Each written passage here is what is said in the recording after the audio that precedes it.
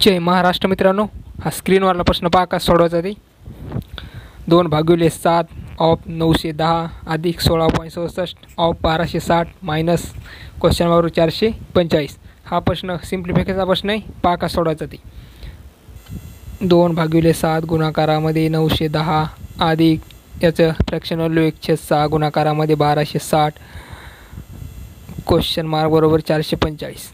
पहा 7 7 13 91 13 2 26 अधिक 6 6 2 12 6 1 6 210 मायनस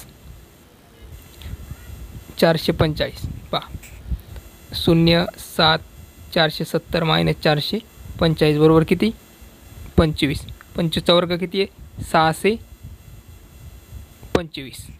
असे ट्रिक शेड्यूल पाहण्यासाठी सबस्क्राईब करा। धन्यवाद।